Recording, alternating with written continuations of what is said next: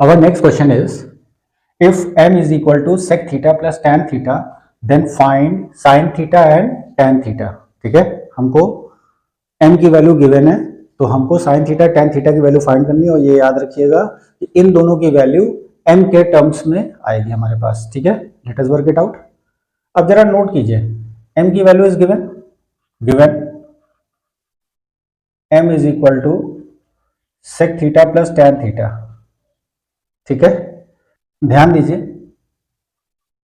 We know sec square theta minus tan square theta is equal to 1.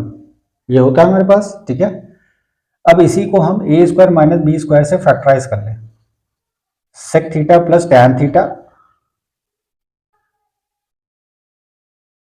Into sec theta minus tan theta. ठीक है, is equal to 1. मतलब a plus b into a minus b हो गया. ठीक है, अब हम note कर रहे हैं कि a प्लस बी की वैल्यू दी हुई है m, तो that is this m.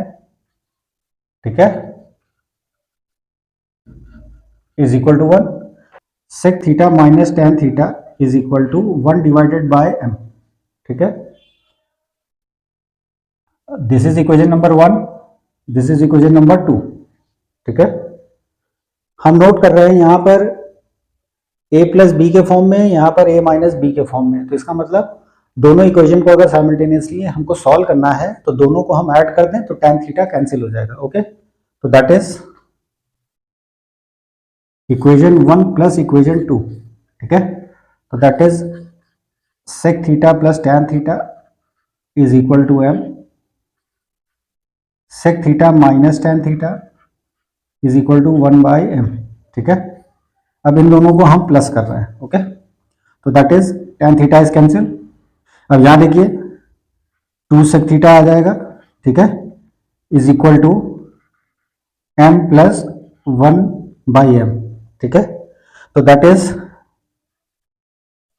Sec theta is equal to m square plus 1. ये m इससे क्रॉस मल्टीप्लाई हो जाएगा, डिनोमिनेटर में m आ जाएगा, और ये वाला 2 यहाँ डिनोमिनेटर में जाके मल्टीप्लाई हो जाएगा.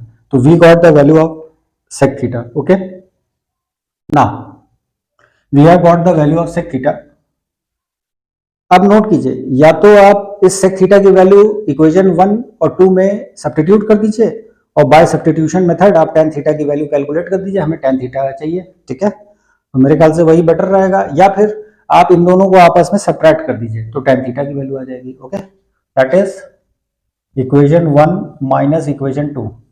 ठीक है, तो that is sec theta plus tan theta is equal to m, sec theta minus tan theta is equal to 1 by m. अब यहाँ पे हम इनको सब्ट्रैक्ट कर रहे हैं तो ये माइनस हो जाएगा, ये प्लस हो जाएगा, ये माइनस हो जाएगा. ठीक है, तो we are seeing that sec theta getting cancelled. यहाँ पर हमारे पास दोनों प्लस में होगा, तो that is 2 tan theta is equal to m minus 1 by m. तो that is tan theta is equal to, ये m इससे क्रॉस मल्टीप्लाई हो जाएगा, that is m square minus 1 divided by m, और ये वाला 2 डिनोमिनेटर में चला जाएगा. We got the value of tan theta. This is one of our answer. ठीक है, tan थीटा की वैल्यू हमें मिल गई. ठीक है, अब हमें sin थीटा की वैल्यू चाहिए. ठीक है, तो हम नोट कर रहे हैं कि हमें sec थीटा मालूम है, हमें tan थीटा मालूम है. ओके, तो दैट इज, हम अच्छी तरह जानते हैं कि sin थीटा को हम क्या लिख सकते हैं, sin theta divided by cos theta into cos theta. ठीक है, अब नोट कीजिए, sine theta upon cos theta हमारे पास हो जाएगा tan theta into 1 upon sec theta. ठीक है, कॉस थीटा को हम क्या लिख सकते हैं, 1 डिवाइडेड बाय सेक थीटा. ठीक है, और sign theta upon cos theta हमारा क्या हो गया, tan थीटा. तो आप नोट कीजिए, हमें tan थीटा भी मालूम हो गया, हमें सेक थीटा भी मालूम हो गया. हम इनकी वैल्यू यहाँ पर सब्स्टिट्यूट करें. ठीक है, हम चाहते तो यहाँ पर सेक थीटा की वैल्यू आ गई थी तो हम ट्राइंगल बनाकर हम ट्रिग्नोमेट्रिक रेशियो कैलकुलेट कर सकते थे पाइथागोरस थ्योरम की मदद से. ठीक है, लेकिन यहाँ पर हम ये देख रहे हैं कि हमें दोनों वैल्यू मिल गई, तो हम इनकी वैल्यू डायरेक्ट यहाँ सब्स्टिट्यूट कर दें. तो सेक थीटा, पहले tan थीटा की वैल्यू रखें क्योंकि यहाँ पहले tan थीटा लिखा, तो that is m square minus 1 divided by 2m into 1 upon sec theta. तो दैट इज आपके पास m स्क्वायर प्लस 1 डिनोमिनेटर में आ जाएगा और 2m न्यूमरेटर में आ जाएगा. ठीक है, तो यहाँ पे हम नोट कर रहे हैं कि 2m और 2m कैंसिल हो रहा है. Is it clear? तो therefore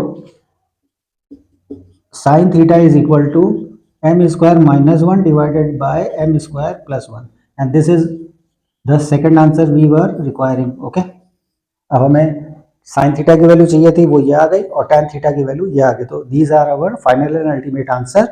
I hope you got it. Okay, please like और सब्सक्राइब जरूर कीजिएगा। अगर वीडियो कहीं नहीं समझ में आ रहा तो उसको पॉज करके एक एक स्टेप को ऑब्जर्व करते हुए लिख के समझिए।